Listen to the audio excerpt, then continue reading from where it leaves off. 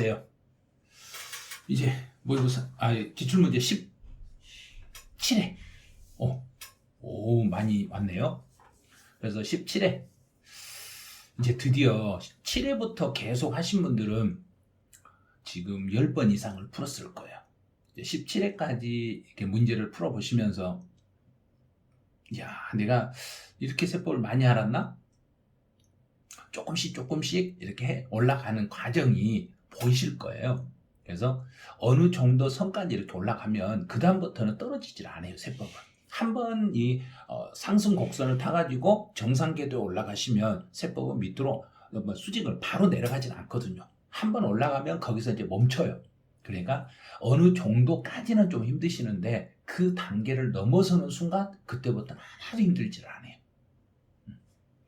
근데 또 선생님 제가 또 거짓말 하는 거 아니에요? 거짓말 아니에요. 저는 절대 그런 거짓말 안 해요. 그래서 이제 여러분들 17회 이제 문제를 보면 17회 문제는 너무 쉽네요. 앞에만 보니까 쉽죠. 자, 25번부터 가보죠. 부동산 관련된 조세 중에서 물납을 허용하고 있는 거. 물납. 물납 그러면 딱 하나. 재산세. 오케이. 3번. 진짜 쉽네요. 그럼 26번. 보유 단계에서 과세되는 국세 모르는 거. 그럼 보유 단계는 재산세와 종합부동산세 두 개 생각하면 되죠. 그럼 재산세는 요건 지방세니까 탈락. 근데 종합부동산세가 국세. 그럼 너는 답 2번. 이렇게 보면 되죠. 상속세와 취득세는 취득 단계에서 부과되는 세금이고, 그다음에 양도소득세는 양도 단계에서 부과되는 세금이네요. 그래서 보유 단계에서 부과되는 세금을 옳은 거 찾아라 그랬으니까 종합부동산세. 그래서 2번 이렇게 답을 찾으시면 돼요. 야, 이건 문제 진짜 쉽네. 27번.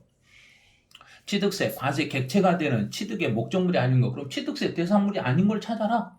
회원권, 부동산 임차권, 임차권은 양도 대상이죠. 회원권 대상, 토지 대상, 승마회원권 대상. 부동산 임차권은 양도소득세 대상이 되는 거예요. 그럼 17번은 2번. 선생님, 뭐 이렇게 쉬워요? 이런 경우도 있어요.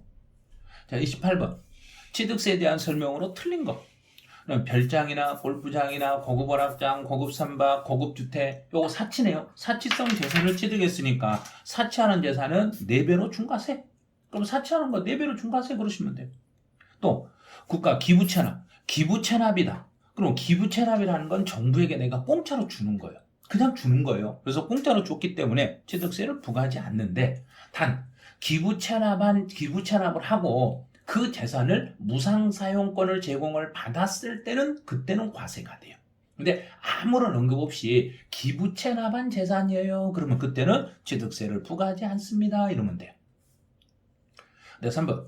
갑이 특수관계없는 을로부터 부동산을 매수함에 있어서 신고서를 제출하여 같은 법 규정에 따라서 검증이 이루어졌다. 그러면 가격 검증이 이루어졌으니까 사실상 취득 가격을 과세 표준을 하겠습니다. 네, 증여에 가하여 부동산을 취득했을 때는 증여도 신고 가격이 원칙이지만 증여는 실제로 내가 실제 사실상 취득 가격이라는 입증이 안 돼요. 왜냐하면 무상이잖아요. 무상으로 거래했을 때는 사실 가격이 확인이 안 되기 때문에 시가 표준액보다는 높으셔야 돼요. 그래서 신고 가액이 시가 표준에 미달했을 때는 시가 표준액으로 가는 거고, 개인 간 부동산을 교환했네요. 교환은 유상거래죠. 유상거래이기 때문에 유상 승계취득이기 때문에 과세하지 않는다가 아니라 과세한다. 자, 5번 정답. 이렇게 되는 거예요. 그래서 28번은 5번이 답이 되는 거죠. 29번. 계산 문제네. 여기서 근데 만약에 이 계산 문제에서 많이 속아요. 왜 속냐면 주택을 신축이라는 것은 원시취득이에요. 이걸 얼른 생각을 해야 돼요. 신축은 원시취득이기 때문에 세율은 2.8% 세율이 적용이 돼요. 그다음에 개인이 그랬으니까 개인이 그러면 신고 가격이 시가 표준액보다는 높으셔야 돼요. 만약에 신고 금액이 시가 표준액보다 낮았을 때는 그때는 시가 표준액으로. 그러면 내가 신고한 건 1억이고 시가 표준 1억 5천이니까 1억 5천에다가 2.8%로 곱해야 되겠죠. 그러면 5, 8, 40. 그 다음에 계산해 보니까 그러면 1억 5천 1억 5천 곱하기 2.8 계산해요. 8, 40, 4 올라갔죠. 8, 그러면 8이니까, 4니까 12, 그러면 60, 3, 그러면 4, 2, 420만원. 420만원이네. 이렇게 잡으시면 돼요. 그럼 420이니까, 420 있네? 그럼 29번에 420이 있으면 있는 대로 답을 하시면 돼요. 계산해가지고 내 계산대로 나오면 그게 답이니까. 그래서 420. 그 답이에요. 그래서 420, 29번은 3번이 답이 되는 거예요. 그래서 원시 취득이니까 2.8% 세율이 적용된다는 것만 아시면 돼요. 자, 30번.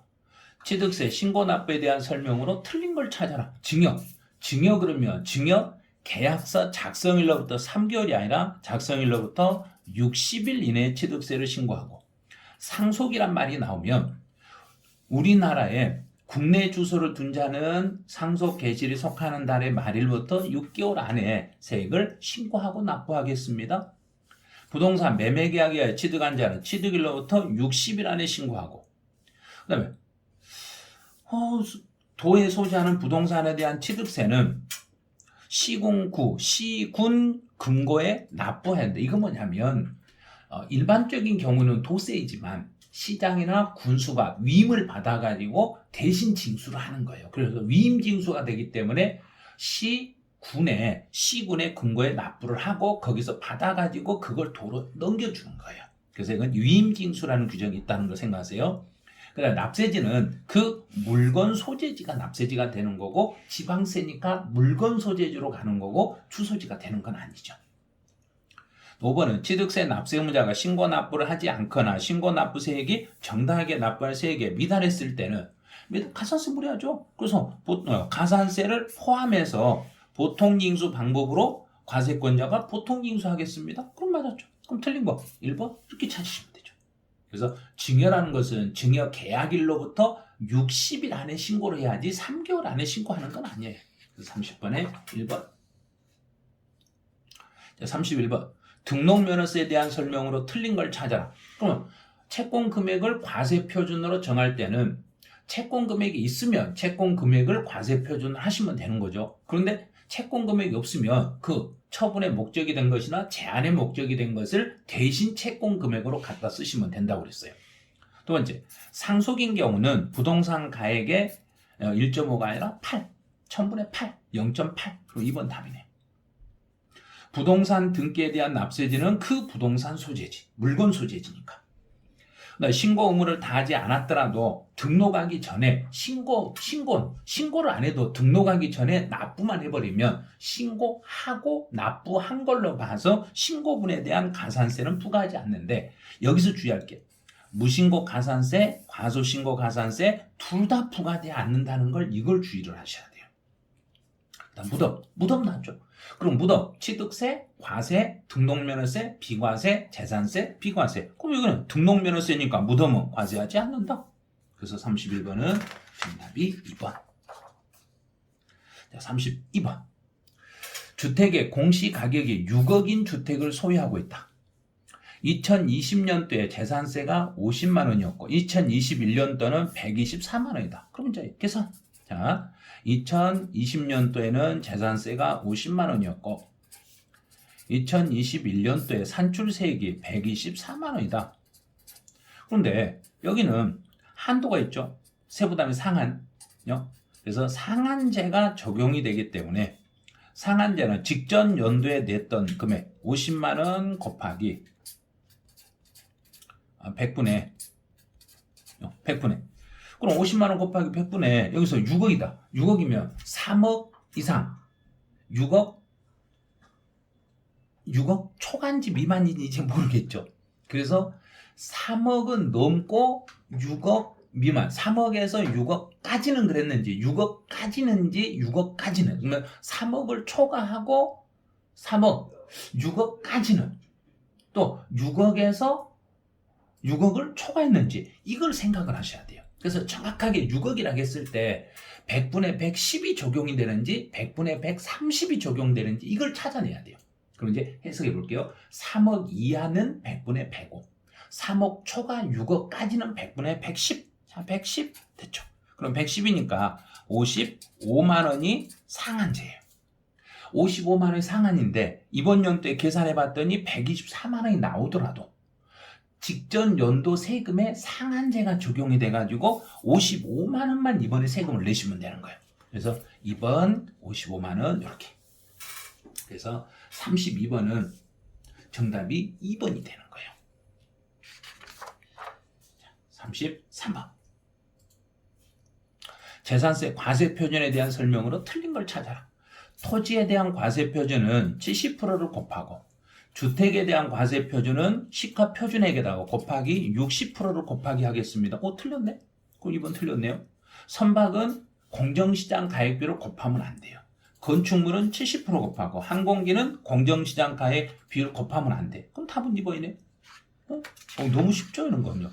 그래서 이렇게 문제 푸는 스킬을 빨리빨리 터득을 해주시면 돼요. 33번도 이제 2번이 됐어요. 자, 34번. 종합부동산세에 대한 설명으로 틀린 걸 찾아라. 재산세 과세 재산 중에서 별도 합산 토지의 공시가합한 금액이 80억을 초과하면 별도 합산은 80억을 초과하면 종부세 대상이 되고 또 별도 합산 대상 토지는 개인의 경우는 세대별로 합산하지 않고 개인별로 합산하면 당연하죠. 종부세는 세대별 합산이 아니라 개인 단위로 합산해서 과세가 되는 거예요. 주택에 대한 세부담의 상한의 기준이 되는 직전 연도에 해당 주택에 부과된 총세액은 직전 연도 실제로 소유했는지 여부를 불문하고 그러면 이번 연도에 내가 처음으로 주택을 구입했더라도 세부담의 상한은 내한테 팔았던 내 앞에서 작년에 냈던 그 매도자가 냈던 그 세금을 가지고 상한제 적용이 되는 거예요. 동급 봉양했을 때는 이제 60세 그러면 20년 동안 합과한 날로부터 20년이라 10년 동안만 특혜를 주는 거예요. 20년 동안 특혜를 안 줘요. 10년에 걸쳐서만 특혜를 주고 20년 특혜는 드릴 수가 없어요. 재산세 과세 대상물 중에서 분리과세 토지는 종부세 대상은 아닙니다. 그래서 34번은 4번 요게 답이 되는 거예요. 그래서 부모를 모실 때는 10년 동안만 특혜를 주고 결혼했을 때는 5년 동안만 특혜를 드리겠습니다. 35번이네요. 아버지로부터 아들로 부동산이 양도하는 경우에 부동산 가액을 아들이 증여받은 것으로 추정한다. 이에 대한 예외에 해당하지 않는 것. 그러면 이거는 이렇게 하시면 돼요. 원칙은 부모와 자녀 간에 거래했을 때는 증여로 해석이 되는데 실제로 객관적으로 대가가 증명이 되면 그때 가서는 유상 이전 양도로 보겠습니다. 이렇게.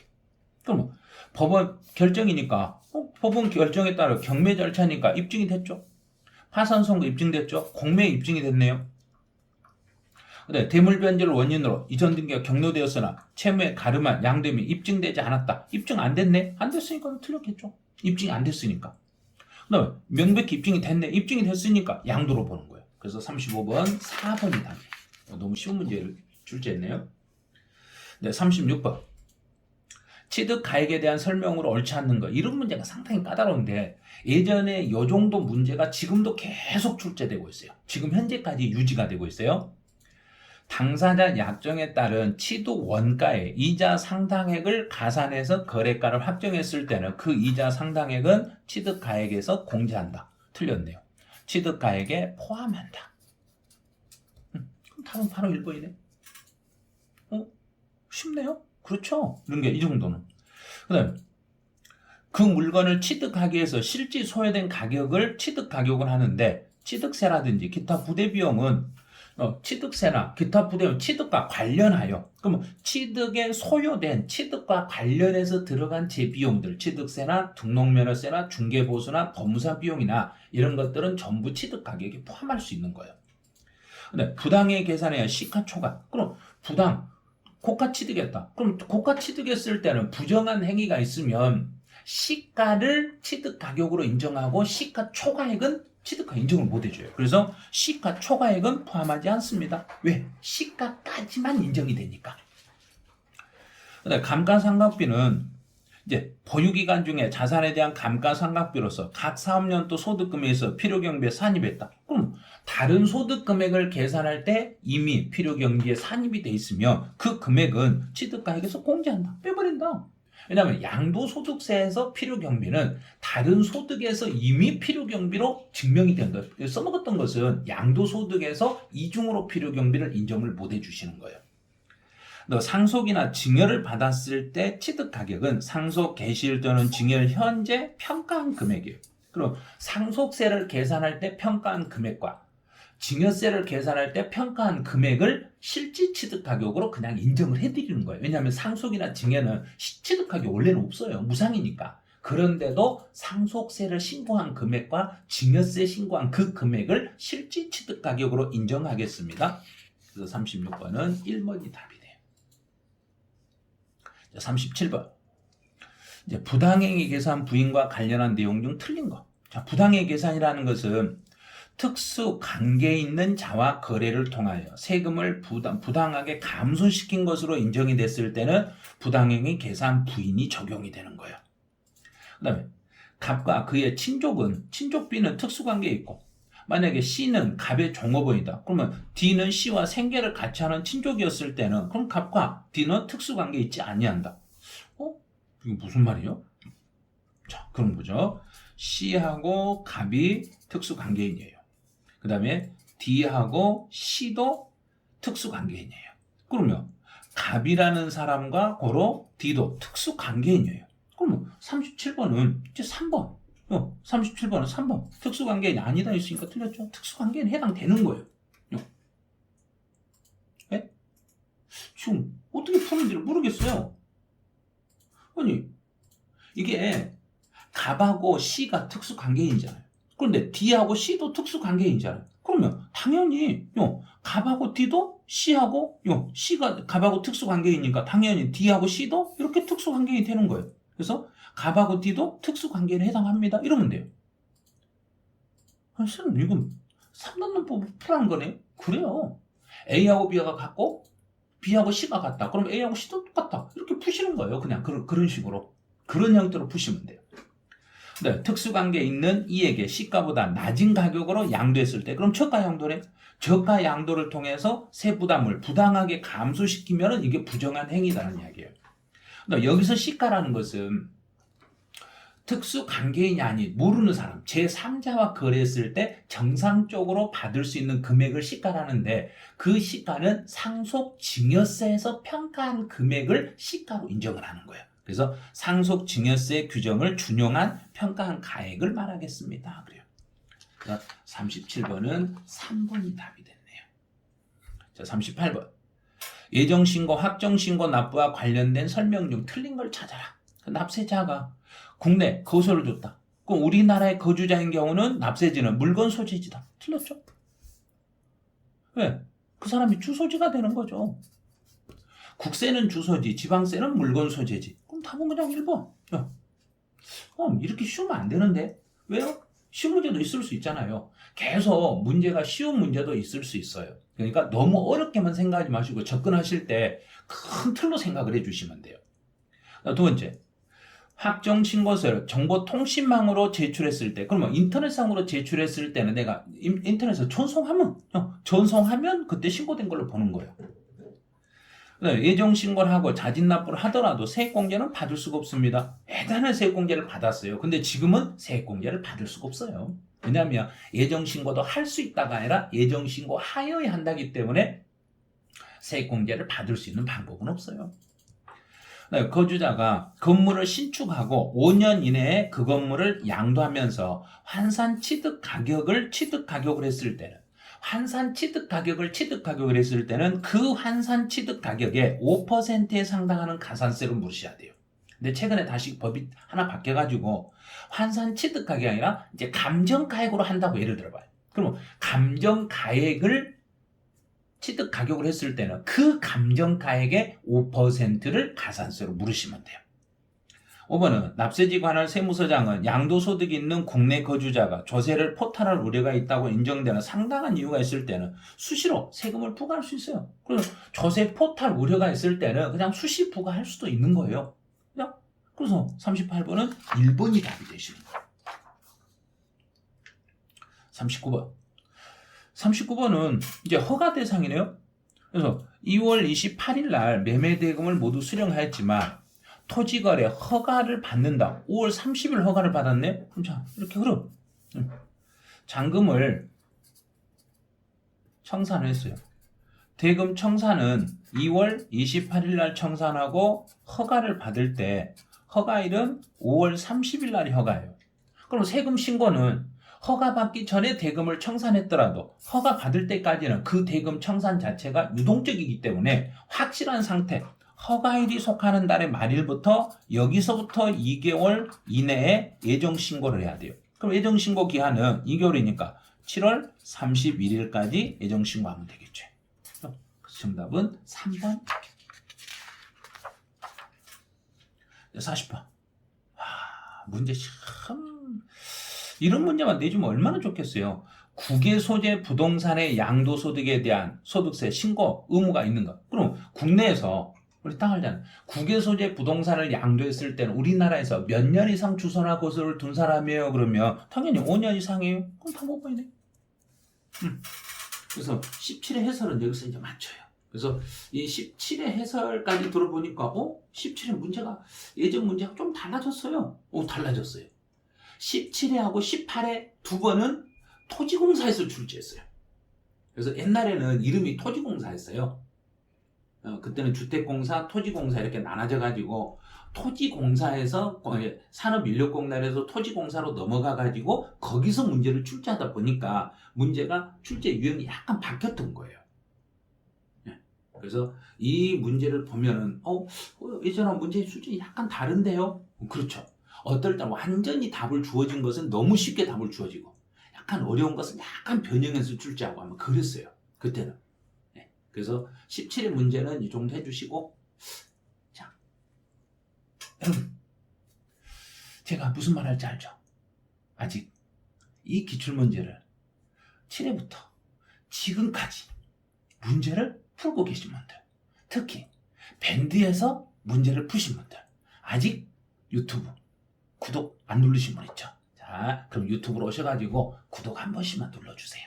자, 구독, 좋아요, 알람 세 가지를 동시에 해놓으시면 도움이 되실 거예요.